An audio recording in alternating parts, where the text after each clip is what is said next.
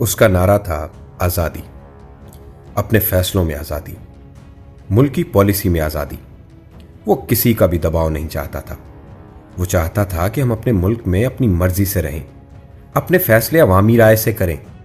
उसने अपनी कौम के सामने आवाज़ बुलंद की कि हम अपने ही मुल्क में आज़ाद नहीं हैं। बैरूनी ताकतें हम पर अपनी मर्जी मुसल्लत करना चाहती हैं। उनकी ख्वाहिश है जैसे वो चाहते हैं हम वैसे रहें, और ये बात हमें किसी सूरत कबूल नहीं। वो बैरूनी ताकतों के खिलाफ डट गया, लेकिन उसका अंजाम इबरतनाक हुआ। उसे रस्ते ही से हटा दिया गया। नाजरीन, इसे हुस्ने इत्तफाक कहिए या आलमी साजिश, तारीख में जिस जिस लीडर ने अमेरिका के खिलाफ आवाज उठाई उसका अंजाम बुरा ही हुआ। वो जुल्फिकार अली भुट्टो हो या मुअम्मर कज़ाफी, शाह फैसल हो या सद्दाम हुसैन या फिर सदर ज़ियाउल हक, सबका अंजाम एक जैसा ही था। अमेरिका को आंखें दिखाने वाले किसी भी रहनुमा की मौत तबई नहीं हुई। आज की वीडियो में हम ऐसे 5 रहनुमाओं का जिक्र करेंगे जिनके बारे में कहा जाता है कि उनको अमेरिका ने साजिश के तहत कत्ल करवाया।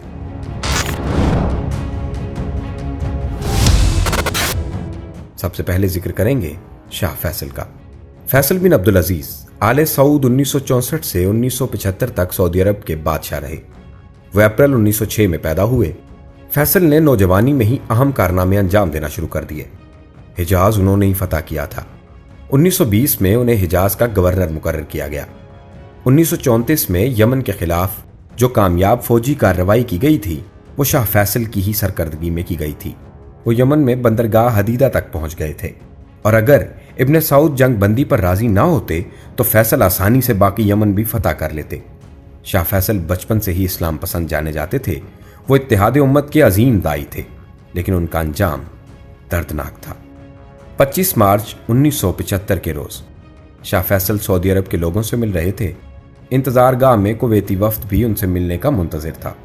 शाह फैसल के भतीजे फैसल बिन मसाद उस कुवैती वफ्द से बातचीत में मसरूफ थे। जब वफ्द की मुलाकात का वक्त आया तो शाह फैसल अपने भतीजे फैसल बिन मसाद को बोसा देने के लिए आगे बढ़े, और उसी वक्त भतीजे ने अचानक रिवॉल्वर निकाला और शाह फैसल को 2 गोलियां मार दी।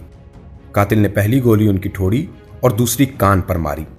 शाह के एक मुहाफिज ने फैसल बिन मसाद पर तलवार का वार करना चाहा तो वहां पर मौजूद मुल्क के वजीर पेट्रोलियम ने गार्ड से चिल्लाकर कहा, शहजादे को कत्ल ना करना।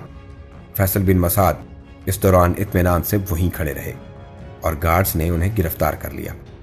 शाह फैसल को अस्पताल ले जाया गया, लेकिन वो जख्मों की ताब ना ला सके और जहान फानी से कूच कर गए।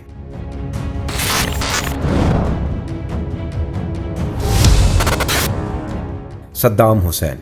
साबिक इराकी सदर सद्दाम हुसैन बगदाद के शुमाल में वाक़ शहर तकरीत के एक गरीब घराने में पैदा हुए। वालिद की वफ़ात के बाद उनकी वालिदा इन्हें अपने रिश्तेदारों के पास छोड़कर किसी और गांव में चली गई। चंद सालों बाद इन्होंने दूसरी शादी कर ली। सौतेले वालिद का सद्दाम हुसैन के साथ बर्ताव अच्छा न था। सद्दाम हुसैन के लिए जिंदगी मुश्किल थी। मोहल्ले के बच्चे नौउम्र सद्दाम का मजाक उड़ाते थे। सद्दाम हुसैन के बारे में कहा जाता था कि उस अरसे के दौरान वो कदरे तन्हा रहते थे। 12 बरस की उम्र में उन्होंने अपना घर छोड़ा और तकरीत में अपने एक चचा के साथ रहने लगे। अपने लड़कपन में सद्दाम हुसैन हुकूमत मुखालिफ मुजाहिरों में खासे सरगर्म रहे, मगर इराकियों की तरह वो बरतानवी नौ आबादियाती हुकूमत और अमीर जागीरदारों के खिलाफ होते गए। 1958 के इनकलाब में इराक में बरतानिया हामी बादशाहत के खात्मे के बाद मुल्क पर तशद्दुद बुहरानी दौर का आगाज हुआ, लेकिन सद्दाम हुसैन के लिए 60 की दिहाई अहम तरीन साबित हुई। सद्दाम पार्टी के एक सीनियर रहनुमा और उनके चचा के करीबी रिश्तेदार अहमू हसन अल बाकर के मंजूर नज़र और करीबी साथी बनने में कामयाब हो गए। 1968 में उनकी पार्टी इक़्तिदार में आई। अहमू हसन अल बाकर मुल्क के नए सदर बन गए। 1979 में सद्दाम हुसैन सदारत के तख्त पर विराजमान हुए। फरवरी 2003 में अमेरिका ने दोबारा इराक पर हमला किया और इराक पर कब्जा कर लिया। इस कब्जे के बाद 22 जुलाई 2003 को मजूल सदर सद्दाम के दोनों बेटों को इराक के शुमाली शहर मोसल में हमला करके कत्ल कर दिया गया। सद्दाम हुसैन को 14 दिसंबर 2003 को हफ्ते के शब मुकामी वक्त के मुताबिक 8 बजे इराक के शहर तकरीत के करीब से एक कार्रवाई के दौरान गिरफ्तार किया गया, जिसके बाद उन पर अमेरिका की निगरानी में मुकदमा चलाया गया, जिसने 3 नवंबर को सद्दाम हुसैन को 148 करदों के कत्ल के इल्जाम में मौत सुनाई।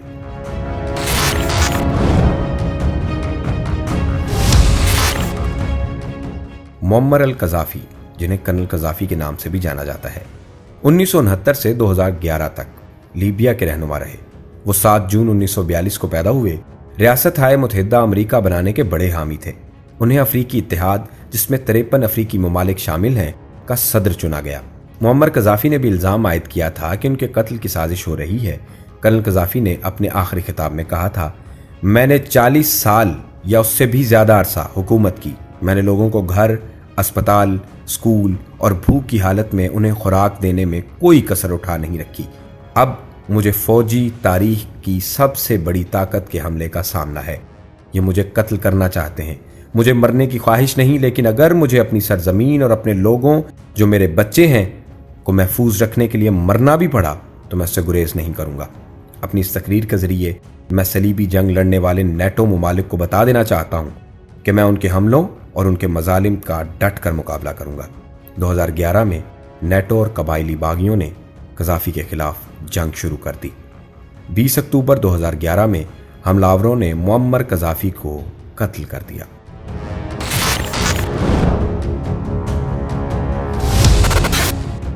ذوالفقار علی بھٹو۔ ذوالفقار علی بھٹو لاڑکانہ سندھ میں پیدا ہوئے۔ پاکستان میں آپ کو قائد عوام یعنی عوام کا رہبر اور بابائے آئین پاکستان بھی کہا جاتا ہے۔ ذوالفقار علی بھٹو نے 1950 میں برکلے یونیورسٹی کیلیفورنیا سے سیاسیات میں گریجویشن کی۔ 1952 میں آکسفورڈ یونیورسٹی سے اصول قانون میں ماسٹر کی ڈگری حاصل کی۔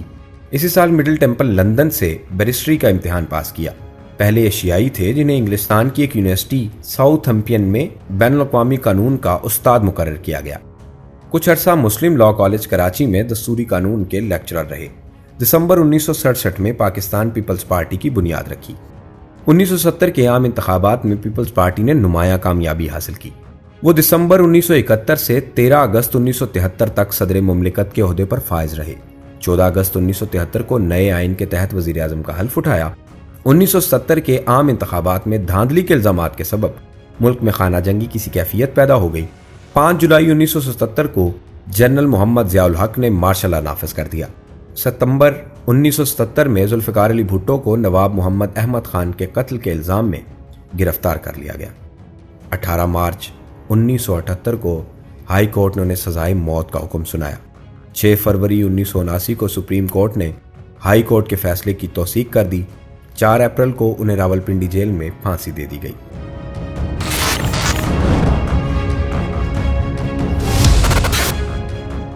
ضیاء الحق۔ ضیاء الحق 1924 میں جلندھر میں ایک غریب کسان محمد اکبر کے ہاں پیدا ہوئے۔ جلندھر اور دہلی میں تعلیم حاصل کی۔ 1945 میں فوج میں کمیشن ملا۔ دوسری جنگ عظیم کے دوران برما، ملایا اور انڈونیشیا میں خدمات انجام دی۔ آزادی کے بعد ہجرت کر کے پاکستان آ گئے۔ 1964 میں لیفٹیننٹ کرنل کے عہدے پر ترقی پائی اور اسٹاف کالج کوئٹہ میں انسٹرکٹر مقرر ہوئے۔ 1960 سے 1968 تک ایک کیولر ریجمنٹ کی قیادت کی۔ اردن کی شاہی افواج میں خدمات انجام دی۔ مئی 1969 میں آرمرڈ ڈویژن کے کرنل اسٹاف اور پھر بریگیڈیئر بنا دیے گئے۔ 1973 میں میجر جنرل اور 1975 میں لیفٹیننٹ جنرل کے عہدے پر ترقی پا کر کور کمانڈر بن گئے۔ 1 مارچ 1976 کو پاکستان آرمی کے چیف آف اسٹاف مقرر ہوئے۔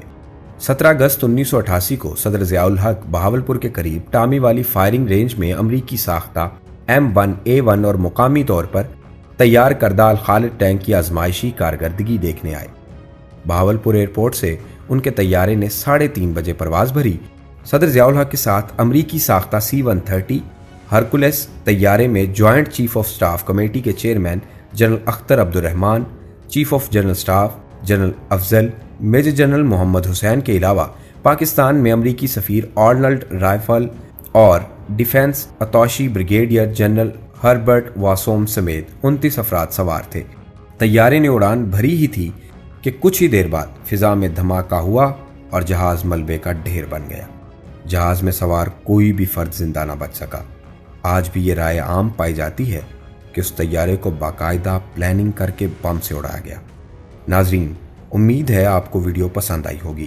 اس طرح کی دلچسپ ویڈیوز دیکھنے کے لیے ہمارا چینل سبسکرائب کریں اور بیل آئیکن کو پریس کر دیں تاکہ ہماری آنے والی ہر نئی ویڈیو آپ تک بر وقت پہنچتی رہے۔